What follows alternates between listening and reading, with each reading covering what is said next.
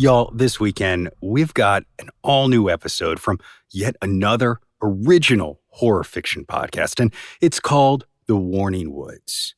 The show is written and narrated by author Miles Tritle, and what he does is he puts relatable characters in unique situations to prey upon your empathy as a listener, and as you'd expect, leave you a little unsettled when the stories end.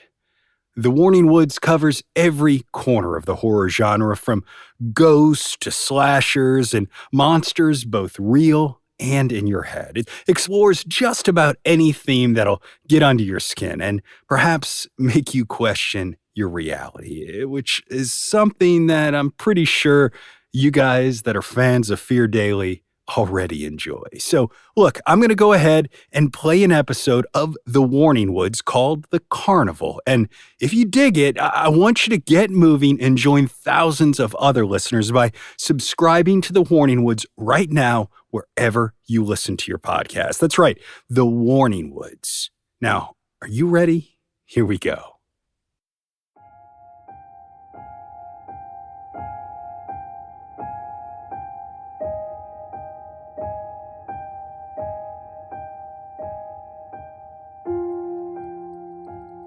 In the middle of the night, on the edge of a wide bend in a forested highway where teenagers and immature adults alike enjoy chasing speed, a dark police car sat waiting. Inside the car, periodically glancing up from her phone to watch for headlights and eating a crisp gas station taquito, sat Officer Marley McGowan, badge number 627. Beside her in the passenger seat, Officer Adam Stoltz, badge number 668, had his arms across his chest like a mummy. They rose with the steady crescendo of his breath and fell as the air somewhat noisily exited his lungs. The static hiss of the radio, a rare sound that night, startled them both to attention. 27, dispatch called. Marley looked over to make sure Adam was awake before responding. Go ahead. 27, we just took a theft report of a blue Ford Mustang. The caller suspects his teenage son Nathan Upshaw, age 17. Unknown where he might be. Just keep an eye out. Copy, Marley replied. We're by the highway right now. We can cruise up and down, see if we spot him. Dispatch replied. Copy that. The dad just confirmed his son turned off his cell phone tracking. Nice, Adam said as Marley put the car in drive. Gravel crunched beneath them as she turned them onto the road. What's nice? Asked Marley. Adam said, it just makes my old soul happy when kids still get up to shenanigans in this day and age with all the tracking and stuff. You're glad this kid stole his dad's Mustang? The double yellow line on the road reflecting back seemed brighter than the sun to Adam's sleepy eyes. He squinted and put a hand up to block the light. I'm not saying I condone it, but I bet in 10 years from now, this kid's gonna remember what he got up to tonight while he's sitting at some boring job, and he's gonna smile to himself, and just for one fleeting second, the world's gonna feel exciting again. Marley said, Oh yeah? And what would make you smile like that on such a thrilling night as this? She looked over and saw Adam actually wearing a big, stupid grin. He said, I never stole a car, but I did steal my own dirt bike plenty of times. I'd roll it out of my parents' garage when I was, 14, 15, somewhere in there. I'd push it all the way down the street to a T intersection with the highway, then I'd start it up and zip off to meet my friends on some gravel road somewhere. See, that just sounds like harmless fun to me, said Marley. Sure, until Jim Gretzky snapped his leg in half and we had to call his mom to tell her. The radio overrode Marley's response. 634, could you go to 549 Fillmore Avenue? We just took a call from a mother who says her teenage daughter is missing. Uh-oh, said Adam, cheekily, talking over their fellow officer's response. He waited his turn, then spoke into the radio himself. Dispatch, is there any chance these missing teens are connected? 68, we're calling the owner of the Mustang to see if they might know each other. Copy that, Adam answered, his grin audible over the airwaves. To Marley, he said, Hey, weird question. What happens if we accidentally catch teenagers doing you-know-what on our body cams? Marley shot him an extraordinarily motherly look and opened her mouth to reprimand him, but then her eyes softened and she shut her mouth. Leaning back against her seat, she said, "You know, that's actually a great question." Adam smacked the side of his own head and said, "Right? Because unless they wrote some kind of exception into the laws about—" "Whoa, whoa, whoa, look up there," Marley interrupted, pointing over the dashboard at something ahead. They were approaching the turnoff for the county fairgrounds, where there happened to be a traveling carnival in the process of setting up for a weekend stay. Of course, being the middle of the night, most of the lights were off and everyone was sleeping in their trucks and trailers or the motel up the road. However, Marley spotted a single car parked right at the fairgrounds gate. A blue Mustang Shelby GT 500. Adam said, "Well, that was easy." Marley stopped with her headlights shining on the Mustang's rear and read the license plate to dispatch, confirming a match to their stolen vehicle. 27, we also heard back from the father that the missing girl is a close friend of his son. Her name is Nona Kistler. Marley said, "Copy." Adam said, "A close friend for sure. Hey, could you have resisted a guy in a Shelby when you were in high school?" Marley ignored him, saying, "Come on, let's check it out. Might want to cover up your lens until we know everybody's decent, though," with a fleeting grin to show that, despite her hardened, mature outer coating, she still saw the humor in the situation. They approached either side of the Mustang from behind, shining their flashlights through the windows. From behind, there didn't appear to be anyone inside, not even in the back seat. They confirmed this when they reached the windows. Marley said, "I count 4 cups. See that? This might be a double date." Adam peered in at the 4 McDonald's cups, 2 in the cup holders between the front seats and 2 leaned precariously against the backs of the rear seats. Right on cue, dispatch called, 27 and 68, we have more info on the missing kids. The original caller, he says he's checking with his son's friend's parents, and so far it does sound like his girlfriend is also missing. Her name is Miranda Kwong. He's also checking on a male named Emilio Valenzuela, who is dating Nona Kistler. "Copy that," answered Adam. Abandoning the Mustang, he approached the fairground gate. It was just a simple farm gate any kid could climb over or slide beneath. The padlock on the gate was really just there to keep people from driving in and turning the main thoroughfare into a drag strip. He flashed his light around the partially constructed carnival, but saw no sign of any lovebirds. He didn't hear anyone either. But the fairgrounds were big, and the carnival supplied many places to hide. "Dispatch from 68, he called. "Show me and 27 out at the fairgrounds. We'll let you know what we find." The carnival spread over the bulk of the fairgrounds. It was a lot of ground to cover, so their sergeant dispatched some backup to help them search. Unfortunately, their backup still needed to clear their previous call before they would be on their way. The entrance funneled them between rows of game booths.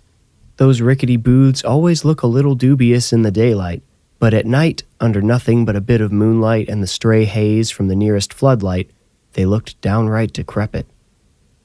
They passed a ring toss with enormous stuffed clowns hanging from the canopy. They twisted and turned in the breeze. Adam involuntarily pictured a cluster of sad clowns standing under a large tree, all of them pulling endless streams of ribbons out of their throats with which to hang themselves. This thought had nothing to do with the matter at hand. It was just one of those intrusive imaginings that Adam could not justify yet could not prevent either. He acknowledged the disturbed scene, then banished it from his mind. He thought, "That's what they call gallows humor, Stoltz. It's what gets you through creepy carnivals in the dead of night." He found a standing sign with a map of the carnival and waved Marley over. "Looks like we're next to the main thoroughfare. See here? Looks like there's 2 big tents and the rest is all rides and stuff." "What's an oddities museum?" asked Marley, pointing to the nearest of the tents, the one beside the carousel. Adam shrugged. "Hope we don't have to find out."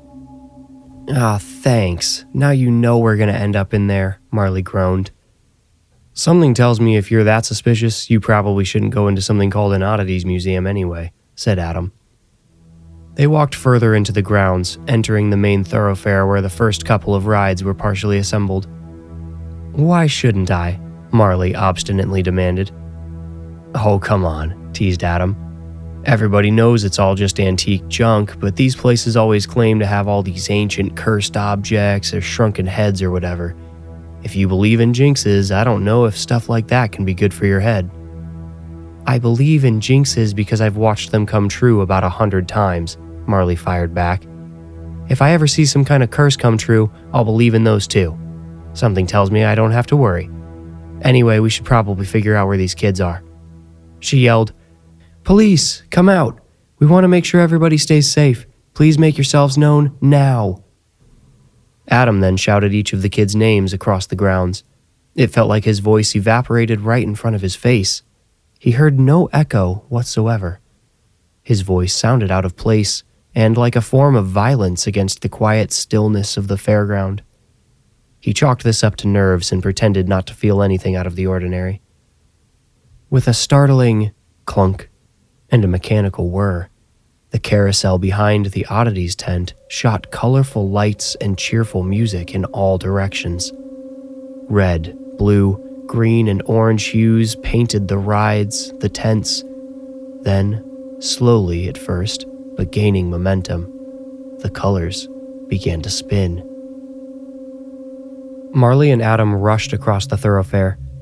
Due to large trailers and pieces of equipment scattered around, they found it impossible to gain a clear view of the carousel until it was almost directly in front of them. As the carousel turned, its bright, childish music changed roughly every 3 seconds, skipping to the beginning of the next song before skipping again. "Malfunction?" asked Adam. Marley suddenly screamed his name. Adam jumped, and Marley's hands brought out her gun. Adam instinctively drew his too, but when he observed who he was pointing it at, he felt like a fool. The girl on the carousel was obviously no threat. She was quite dead. Marley uttered something between a gasp and a moan. Her gun slowly lowered. The dead girl was seated on a black horse and sliding up and down against its brass pole. Her face was a bloody pulp, swollen badly. Her scarf secured her to the pole with a tight knot so that as the horse pushed her body upward, it bent and crushed her neck. When the poor girl was directly in front of them, the officers could hear her body squelching blood out through her mouth. It ran down her legs onto the horse and rotating floor beneath her. Adam vomited while Marley radioed the sergeant that they'd located a body. Adam was still bent over when he heard Marley amend her initial call. Sarge, make that 2 bodies. We've got 2 dead on the carousel." The second teen to come bobbing around the track was a male, just about 17. His face also looked like it had exploded from the inside, and blood from his mouth had soaked everything below it. And then came another.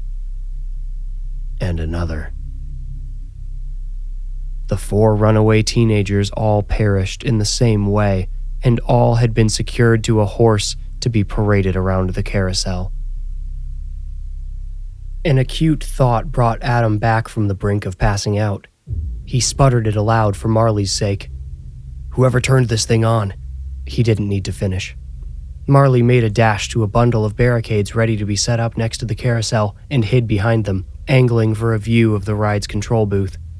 She found it and reported to Adam that it was empty when he caught up to her. Adam raised a hand to silence her. His eyes shot to the oddities tent. He kept his quieting hand up for a few seconds, then cautiously lowered it and wrapped its fingers around the pistol in his other hand, securing a good shooting grip. "What is it?" Marley whispered. "A noise in that tent," Adam replied. Marley listened too, and while it was faint and indistinct, she too picked out a tapping sound coming from the direction of the Oddities Museum. His voice devoid of humor, Adam said, "Guess you were right. I jinxed us." Grinning wryly, Marley said, "Told ya." Backup was on the way, but Adam and Marley agreed they couldn't wait if the suspect was inside the Oddities Museum destroying evidence, plotting an escape, or preparing some type of action against them. The carousel finally started playing one of its bright songs normally and quit skipping between them. Then the music pitched down and slowed before going silent. The music died at the same time as the colorful lights, and a moment later, the carousel came to a screeching, grinding halt. The first dead girl they saw, later to be confirmed as Miranda Kwong, slipped down from her horse, but her scarf kept her tied to its pole, so when she flopped to the side, she remained somewhat upright, bent into an awful C shape. They didn't waste any more time going to the entrance of the oddities tent. A tall wooden arch had been constructed in front of the tent's opening, and across the arch were carved the words, Ollie's Oddities and Haunted Objects Museum. "What did I tell you?" asked Adam. "Cursed objects and shrunken heads." Marley bitterly replied, Yeah, let's just get in there." The Oddities Museum was, Adam guessed, intentionally disorienting, and even more so with only the light from his and Marley's underbarrel flashlights to show them where they were going. Inside the tent, the crew had constructed a wide tunnel out of metal framing and black tarps. Metal barricades on either side, meant to keep visitors from touching any of the objects, forced Adam and Marley to move through the exhibits single file. Their underbarrel flashlights provided the only illumination. The first section only consisted of slightly off-putting taxidermied exotic animals and skeletons of sea creatures mixed and matched to make disturbing beasts. At one time in history, visitors would have left such a display with their entire view of the world shattered. Now, people were more savvy and simply enjoyed the transient pleasure of seeing the bizarre specimens, and generally understood they were for entertainment only. The whole section smelled like fermentation and formaldehyde. And blood. Blood soaked the dirt floor Adam and Marley walked upon. They did their best to avoid stepping in it so as not to disturb the crime scene, but the narrow path made it necessary for their boots to make an occasional impression in the iron-scented mud. Adam noted a single handprint pointed toward the exit. He observed scuff marks in the dirt around the blood and said, "It looks like one of them struggled here, maybe tried to escape." The blood dotted the path ahead, too. Adam and Marley followed it, without pausing too long in any of the next few sections, only stopping long enough to make sure no one was hiding before pressing on. They came to an impression in the dirt where it appeared another one of the fleeing teens had fallen. Before getting up, they too had left a smear of blood. "Oh boy, here we go," Marley muttered, pointing her light at a sign dangling from the metal frame above their heads. It read, Haunted Objects. "Where are you with ghosts and spirits?" Adam asked, not quite sure if he meant this question seriously or just to fill the eerie silence. "Come on, really?" Marley said as she walked under the sign. "You can call me superstitious, but I'm still a rational adult. Why, are you about to tell me you're scared to go in here?" Adam also walked under the sign, saying, "Terrified, but not of ghosts." Marley hardened herself against the feeling of superstitious dread which had begun to creep up on her. Despite what she said about her belief in the paranormal, she felt an undeniable atmospheric suggestion that they were absolutely not welcome. After entering the first section of haunted objects, Marley whimpered and slipped back behind Adam. What? Adam raised his gun and waved it across the displays on either side of the path. Both sides, from top to bottom, were lined with long shelves packed with porcelain dolls. Some looked like infants, others like young girls and boys. Some wore old prairie clothes or ball gowns. Some were left bare. Some had eyes painted on, while others were glass marbles. But each and every one of the lifeless eyes was trained on the two police officers. Every doll's head was turned just slightly to face them as they moved in. What the hell? Marley panted behind Adam. She whispered, I might not believe in ghosts, but creepy dolls are my nightmare fuel. Adam pushed forward slowly. He told himself 100 dolls staring at you would feel creepy whether they were supposedly haunted or not. He reminded himself of what he had just told Marley seconds ago, that he wasn't scared of ghosts, and by that he meant anything paranormal. He whispered, "Don't worry, I'm sure Ollie or whoever just turned all the heads like that too." He was going to say, to scare visitors, but as he continued pushing forward between the shelves of dolls, he noticed their heads turning to follow him. Each doll remained locked on the officers with their soulless stares. Marley made a sound that might have been words all colliding on their way out of her. She shoved past Adam and sprinted out of the doll room. Adam chased after her. When they entered the next section, Marley holstered her gun and leaned against a barricade. She white-knuckle gripped the top rail and bent over like she might puke, but only hyperventilated instead. Adam wished for some cold water to give her, but the best he could do was rub her back a little, which felt very impersonal over her bulletproof vest. "Let's keep going," Adam encouraged. Marley nodded uncertainly and spat on the ground. "Sorry," she said. "Those dolls just really got to me."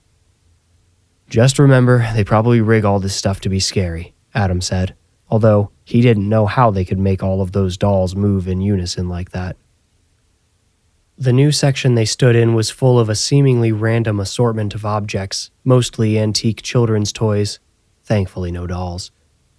Adam was reassured of the objects' false claims to haunting by the fact that about half of them had been copied from popular horror movies. It seemed to him an uncreative collector had curated this particular set. He would have led Marley straight through without stopping, but he paused when he thought he heard a clacking sound coming from one of the shelves after they passed by it. "Did you hear that?" Marley asked, confirming the noise wasn't just in Adam's head. She shone her light along the shelf, lighting up a murky snow globe, a rolling chatterphone, one of those monkeys with the symbols, an abacus. Wait, what?" she said, pausing with her light focused on the abacus. It was standing vertically, so gravity should have held all of its beads down, yet a few floated defiantly against the top. "What are we looking at?" Adam asked impatiently. He wanted to be gone. Marley explained, "That abacus, Hang on. Holy... Do you know how to read one of those?" Her voice had lost its foundation. The words quivered out of her. "Never learned," replied Adam. His mouth went dry. Whatever his partner saw on that abacus seemed to have scared her as much as the dolls had. Even quieter than before, Marley said, "Right now, it's showing the number 668. Almost unable to swallow, Adam, badge number 668, replied, "That's just a coincidence. I bet all those beads are glued to..." He was interrupted when, still exposed by the truth of their underbarrel flashlights, the beads on the abacus rearranged themselves. All of the upper beads shot to the top, and all of the lower beads fell to the bottom, making the very same clacking noise which delayed the officers in the first place. Before either could react, the beads arranged themselves again, all moving instantly into formation. "Go!" Marley screamed, shoving past Adam. This time she wasn't trying to push past him but was pushing him onward. She reacted not out of raw fear, but rather absolute certainty of danger. Running right behind him, she explained, "It just changed to 627. Entering the next section, Adam stumbled over a short stack of boxes. The smell of sweat and death saturated the air, and nearly every square foot of dirt floor was soaked with bright red blood. Adam put his mouth and nose in the crook of his elbow, looking sideways down the sight of his pistol. Waiting barricades rested against the tent wall. The tarps, yet to be draped over the tunnel frame, lay in a pile. More stacks of boxes towered all around the deconstructed space. A chest, made of ebony wood so dark it looked blackened by fire, sat conspicuously against the tent wall, invisible unless one of the officers shone their light upon it. A crusty lock hung from the chest's heavy latch, broken, and a rectangular black cushion lay beside it, glistening with blood. "If anyone's in here, come out with your hands up," Marley commanded. Her mouth muffled like Adam's, she said, "God, it smells like week old corpse rot in here." "Yep, let's clear it fast before I hurl all over the crime scene," Adam replied. It didn't take them long to scan the open section. Since the last room had not been constructed yet, they could also see the exterior of the sections they had already passed through, making it unlikely anyone could still be hiding outside of the constructed tunnel. Across the open space, the exit flap subtly waved as a gentle breeze outside pulled at it. Adam and Marley assumed whoever made the noise they heard minutes ago probably escaped before they even got close to catching them. "Let's get outside and call it in," said Marley. But no sooner had she spoken than a small but bright light on the ground ahead drew both of their attention. The light came from the small rectangular screen of a camcorder they'd both failed to notice before. Marley actually didn't think it was possible it could have been there when she first scanned the room without her seeing it. It wasn't near any other objects, which might have hidden it or cast a shadow to hide it. Tinny voices spoke out of the device's speaker, raucous, exuberant teenage voices. Marley warily approached it. "How did it just turn itself on?" Adam asked, but Marley shushed him. She squatted in front of the camcorder, being careful not to kneel in the blood, and watched the scene playing back. It showed 3 of the runaway teenagers standing in the very same place where she and Adam now stood. "Aw, it's not done yet," whines Nona Kistler. "Damn, it seemed like they had this place finished," says Emilio Valenzuela. The camera swings around to Miranda Kwong displaying a pouty face. She says, "Is this really what you dragged us all out here for, Nathan?" Behind the camera, Nathan Upshaw's voice says, "Hey, it's not like I knew they wouldn't be done setting it up yet. So how are we gonna find this thing?" Emilio asks off camera. The picture is still trained on Miranda when she says, "If it's even here at all." Nathan says, "Oh, come on, have a little faith, child. It's here." The screen went black as the clip ended. Less than a second later, the next clip started playing on its own. The camera moves slowly and jerkily toward the ebony chest at the back of the tent. Off-screen, Nona can be heard saying, "Don't you dare go with him, Emilio. I'll kill you."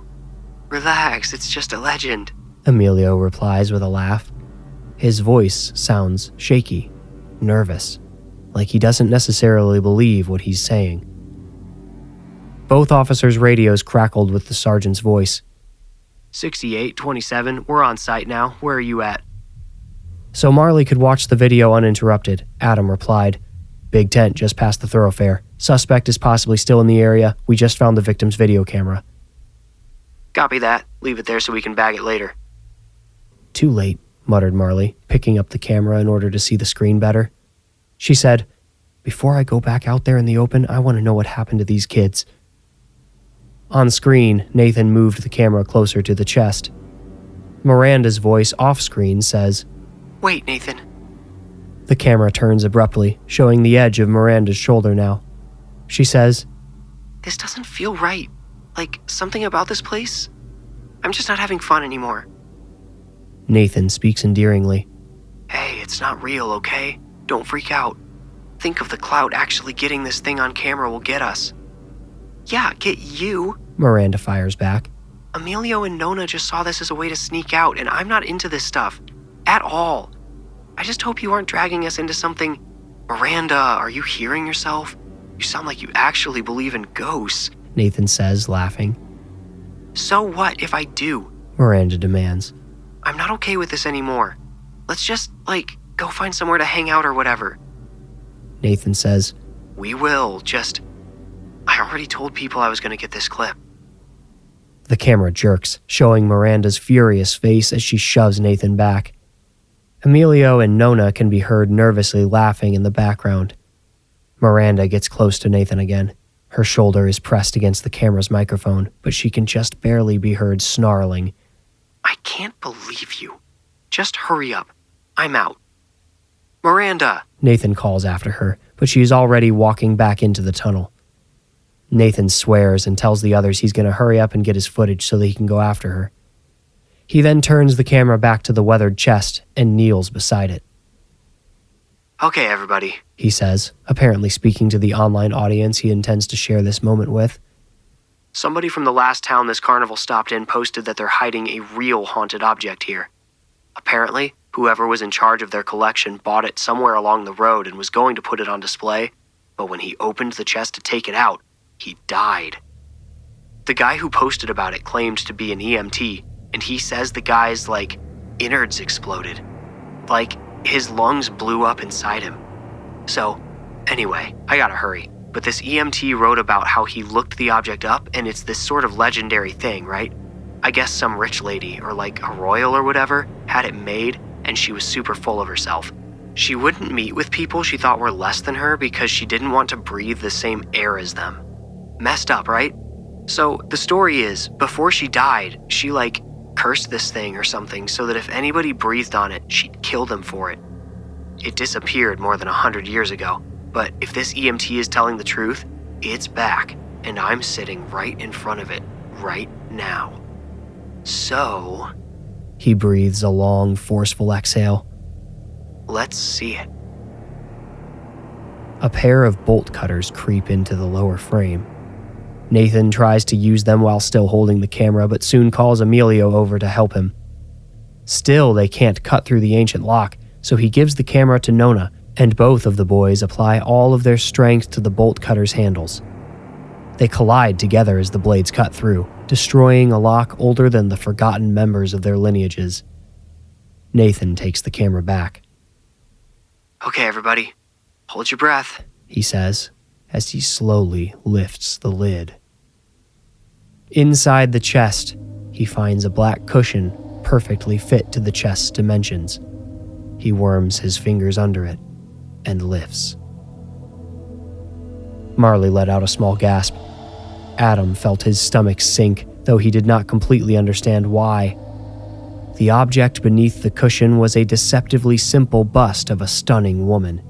However, the expression permanently etched on her visage denied her any beauty. Her lips were pinched in an eternal scowl, and her eyes, as piercing and inescapable as real eyes, were narrowed in accusation. The bust was approximately the same size as a woman's head, adding to its lifelike impression. The startling first sight of the bust causes Nathan to stumble back, uttering an involuntary gasp as he falls. The camera falls on its side, showing only half of the chest as a black shape rises from it, like a vampire emerging from its sarcophagus. No, we're sorry, Nona screams. The boys can also be heard shouting incoherently to one another, but one of their screams is cut short. There's a terrible popping, like someone bursting a balloon beneath a pillow. Then the sound of agonized choking. The sound occurs again before Emilio's head falls in front of the camera, turned away from the lens. He jerks and spasms, then twists his head to face the camera. The blood he is suffocating on bubbles out of his mouth. Nathan grabs the camera and runs into the dark tunnel Miranda disappeared into a moment before. The camera goes dark. The memory card didn't contain any more clips, but it didn't take much imagination for Adam and Marley to piece together what happened after the camera went dark, because they had found Nathan and Miranda's blood spilled on the ground when they first entered the Oddities Museum.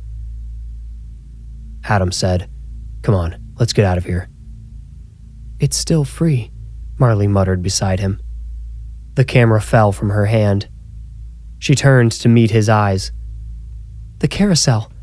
How did it turn on by itself? Adam, this thing drew us in. It messed with the dolls and the abacus, and just now it turned on the camera. It wanted us to see this. Why?" Adam was speechless, partially because the longer he stood in the room with that ebony chest, the stronger a foreign impulse urged him to open it, to gaze upon the terrifying object inside for himself. A radio call brought him back to his senses. 6827, did you say you found bodies on the carousel? Asked their sergeant. Marley replied, "This is 27. Yes, want to link up there?" The sergeant replied, We're here now. There's nothing here. Everything looks fine. To Adam, Marley said, "Let's go." They left through the rear flap, leaving the camcorder behind as evidence. They hurried to the carousel where they met up with the sergeant and another officer, both of whom watched them approach with genuine apprehension on their faces. "You two okay?" the sergeant asked earnestly. Adam nodded. Marley refused to respond until she got a good look at the carousel. It was empty and spotlessly clean.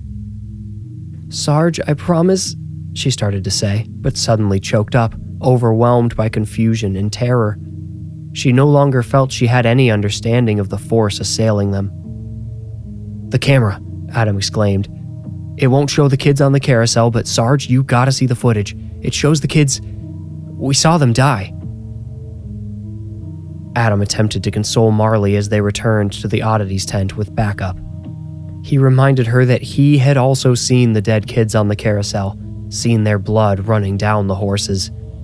He told her if they had both seen it, surely it must have been real.